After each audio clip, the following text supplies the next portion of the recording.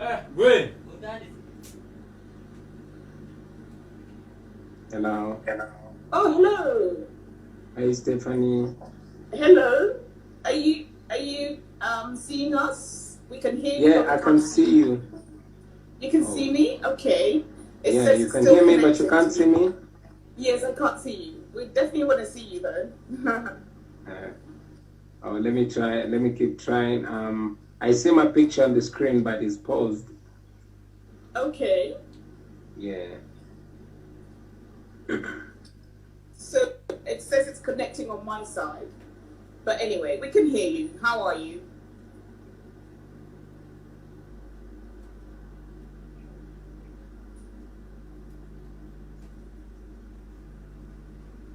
We seem to have lost him. Yep, this is one of the challenges of doing lives on the continent. Hey, Sometimes Stephanie. hello, you're back. Can you see Yeah, can you? us? Yeah, sure, I can see you. Can you see me? No, not at all. Not at all. Oh, I'm not sure why, but we'll keep talking to you until we sure. sort that out. How are you? I'm all right. Thank you very much, Stephanie. You want me to try again so you can see me? Well, okay. I mean, we can do, sure, why not?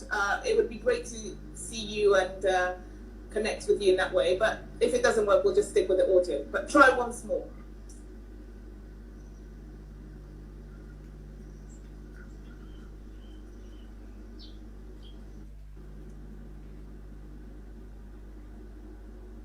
So, yes, let's try to get Bobi Wine back on.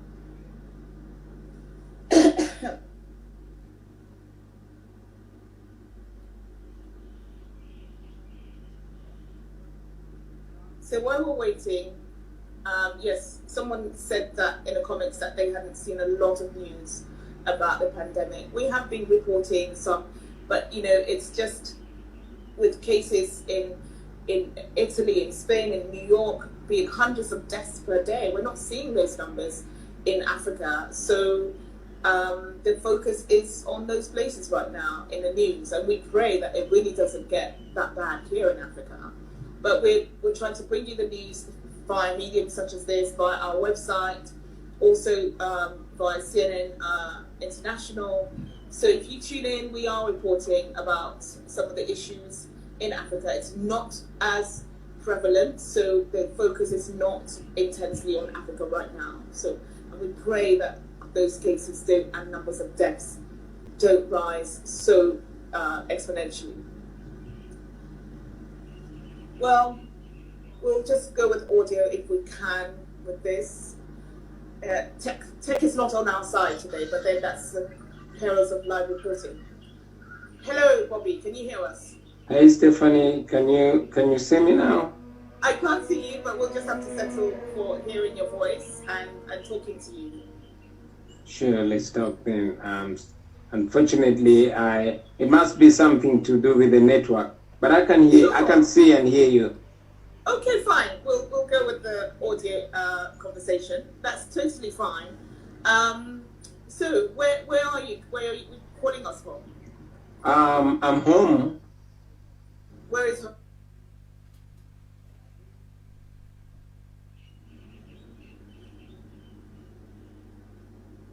Can you hear me? Can you hear me?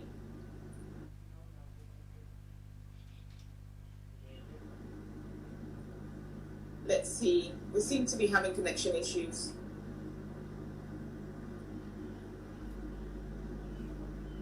Well, we'll try one last time with Bobi Wine. If we don't get him back, then we'll definitely try and get him back again. And then we'll go to Temi. Temi is an amazing young woman.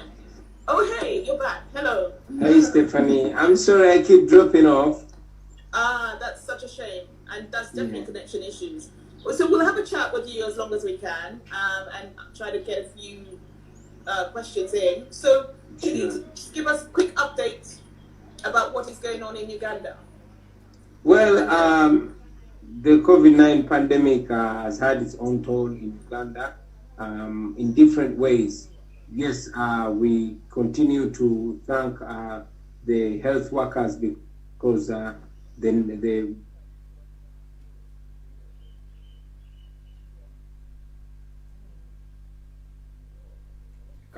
this network is now messing up everything. Come on. Come on.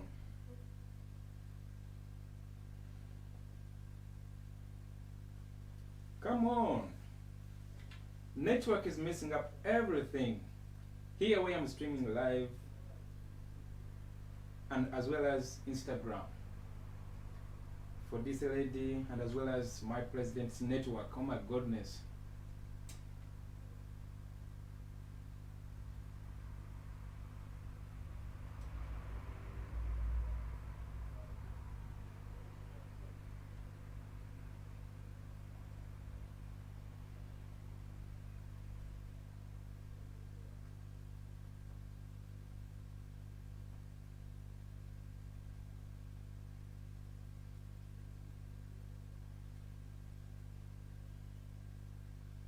Guys, today it's unfortunate, the network is messing up everything. But let's just keep waiting. It's connecting again. Come on.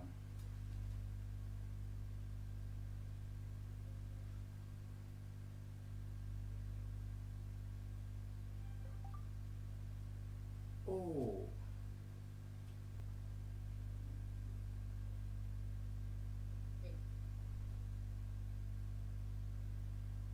Amazing.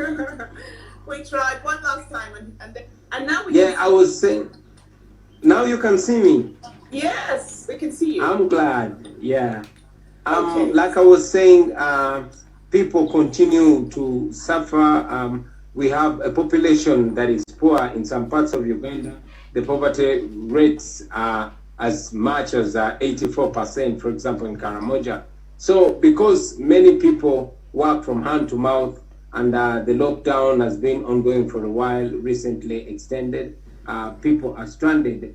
Recently, some women went to the police with their children demanding to be arrested, well knowing that once somebody is under police custody, they are fed. So that is an effect with our people. Of course, even the human rights issue continues to be terrible, as in Uganda, the authorities tend to have it as an opportunity, to crack down on dissent. But other than that, still the people of Uganda, just like many other people of Africa, have taken caution of this. They've taken importance of the fight against the COVID-19. They are washing their hands. They are practicing social distancing whenever they can. Right. Wow. So just to get it straight, people are so hungry that they are asking the police to arrest them so they can get something to eat. Is that right? Yeah, sure. People are so hungry that they're asking the police to arrest them so they can be fed in custody. And this comes after the president of Uganda outlawed anybody who wants to give assistance to their neighbor. In Uganda, if you are caught giving food to your neighbor, you are charged with attempted murder. That is according to the president of Uganda. And that has become a big challenge to many of us who want to share the little we have with our neighbors. So you can't actually give food and do fundraising for your neighbors and your countrymen? Yeah, sure. As we speak now, my fellow member of parliament, Honorable Francis Sake, who represents Mityana municipality, is in detention. He was badly tortured, and his crime was offering food relief to his constituents. So wow, that's a challenge on the side of leadership amidst this COVID-19 pandemic. Yeah. So you've spoken out in the past about the state of the healthcare in Uganda, and how poor this healthcare is in the country, particularly when faced with such crisis. What can you tell us? How many ventilators are there, for example, in Uganda? Do you know? And also, what the situation is with intensive care units, and how is Uganda able to cope if the numbers of cases rise significantly? Well, we are all living under fear should the coronavirus cases rise significantly. Uganda in particular has an ailing healthcare system. And indeed, myself and many other leaders have been calling upon the government to invest in the healthcare system. Unfortunately, most of our elite class have been getting their healthcare attention from outside Uganda. That caused the continued rot in the healthcare system. It is almost satisfying to see that we are all stuck in Uganda and we are all going to face the same ailing healthcare system. And it's even almost amusing to see that the coronavirus affects the elderly much more, who are the majority in our ruling elite, and these are the people that have been ignoring the healthcare system. However, still it is our call to the government of Uganda and to the governments around Africa to prioritize healthcare, to prioritize health. Right now in Uganda, we just passed over 1 trillion Uganda shillings, but not even half of that has gone to the healthcare. We believe that it is time now to capitalize our energies and our efforts and all our focus on the healthcare system, so we can be able to help the common people, but at the same time help the elite. So, but you're a lawmaker, you're a politician in the country. What will you do differently, or what efforts are you making to improve that healthcare system? Unfortunately, in the hands of the president, it is not the rule of law that functions in Uganda, but it is ruled by law. Otherwise, if it was the rule of law, you will not find a member of parliament in detention today for extending food relief to his constituents. We continue to sensitize the people of Uganda, calling upon them to take charge of their country, so that all decisions that are being made in the benefit of the people. I sit in the same parliament that while the rest of the leaders are cutting their salaries to make sure all that money goes to the relief of their people, in our own parliament, members of parliament awarded each of themselves 20 million shillings to go through this situation. So many times I disagree with the parliament that I sit in, because it comes off as an impotent talk show. So you're a bit of a lone voice in a sea of sycophants, is that what you mean? I'm not alone, I must say. There are many legislators that are standing with us, and even the people of Uganda. It's just unfortunately, the ruling party has very many members of parliament, and it is clear that many of them were rigged into the parliament, which parliament is only a rubber stamp of what President Museveni wants. Right.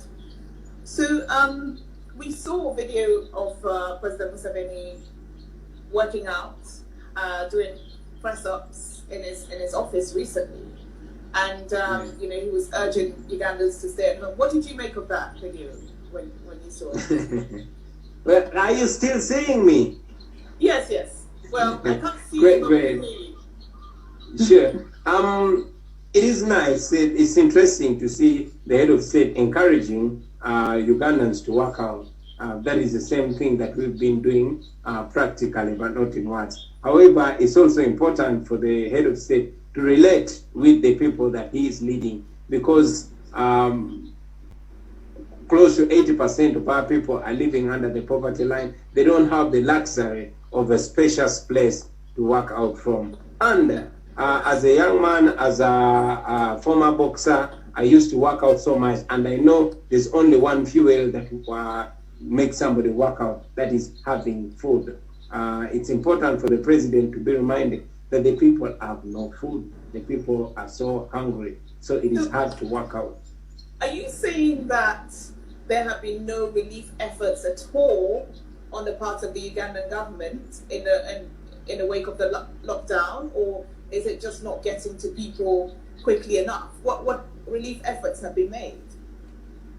Well, Uganda has more than 150 districts, but the food relief was announced to be availed in only 2 districts, that is Kampala and Wakiso. But even then,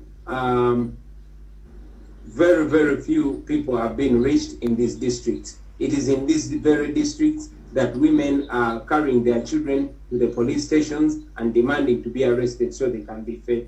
This is happening in the districts where food aid is supposed to have reached everybody. Wow. So it has been our call upon the government to ensure that food relief reaches all corners of the country. And again, it has been our request that the president does not politicize this, that he allows all of us Ugandans to do the little that we can do. This is not a political issue. This is an issue of Ubuntu. We are Africans. There's absolutely no way I can have a second plate of food when my neighbor is starving. So all we ask of the president is not to charge us with attempted murder when we make an effort to help other Ugandans. It should be an encouragement. We should encourage all Ugandans to share with other people. It would be a shame for us not to have one death of corona, but having more than 10 deaths of people dying of hunger and torture in this corona pandemic. Yeah, I mean, actually, it's not just in Uganda. That's what we're hearing all across some parts of Africa. In Nigeria, we just did a report on CNN about people saying that they would rather die of coronavirus than being hungry. So it's certainly a continent-wide issue, and I would, in later series, we'll definitely speak to someone in Uganda, in the parliament, Uganda government, to find out why people would be charged with attempted murder for trying to give relief efforts and fundraise. But so we'll come back to that issue, definitely. And let's go to something lighter. You've released a song to raise awareness in the early days, to raise awareness about coronavirus. Can we ask you to sing a line from your song, which has been very successful and has had over 1 million views and on YouTube? Can you sing a line from this song and tell us what inspired it? Sure, here we go. The bad news is that everyone is a potential victim, but the good news is that everyone is a potential solution. With those the lyrics, I don't want to forget my own song. The coronavirus is sweeping over mankind. Everybody must be alert. It's a global pandemic we can never take for granted. In my native language means everybody must be concerned and everybody must take charge. Right, fantastic. I love that. It's such a catchy song. So what actually inspired it? I mean, why did you want to make a song about this, about coronavirus? I think everybody or everyone of more conscious has got to raise their voice. Everybody that has a voice, everybody that has 1 or 2 or 3 or 10 people listening to them should raise their voices, should create as much awareness about this pandemic. Our biggest weapon is knowledge, our biggest weapon is awareness. So as an artist and as a leader, it was, it's my responsibility to create awareness. But this song came out of a casual conversation with my brother Nobian Lee in studio, and we were wondering what we can do as artists, as edutainers. We call ourselves edutainers because we educate by entertaining. So it took us maybe 2 to 3 hours to come up with the idea and get that song done. It is the shortest song that I've done in life, but I'm glad that it was able to communicate far and wide. Excellent. So, we've talked about what the government in Uganda is doing wrong and what is not going well. Is there anything, according to you, that they are doing right? I mean, is there anything that is working? Yeah, sure. The lockdown is working, I must say, and the guidelines that were put there by the Ministry of Health are working. I upload the Ministry of Health. I upload the government. Our numbers, our cases in Uganda are low. We thank the Ministry of Health, and we have been able to discharge some people. So the lockdown is working. I only wish we could give alternatives. I only wish we could think further than the restrictions, and then we think of measures of seeing our people go through this comfortably. I think it's important to get the people of Uganda involved. Let them understand that this is not about oppressing them, but it's about saving them. Let us show them that we actually care about them. And in times like this is when the relationship between the leaders and the citizens is supposed to be solid. We're supposed to work together. So yeah, the government of Uganda has done some good, but we can certainly do better.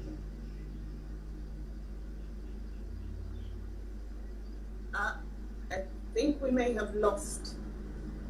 Hello, Bobby, can you hear me? Oh, sure, I can hear you. Okay, good. I lost you for a minute there. So let's talk now about the efforts that you're making to bring back these African citizens who are currently in China. Tell us about how you got involved and what has happened so far. And have you been able to bring any of them back? What's going on there? Well, I doubt if you still see me though. Yes, I can hear you. We can't really see you, but we can hear you, and we'll settle for that.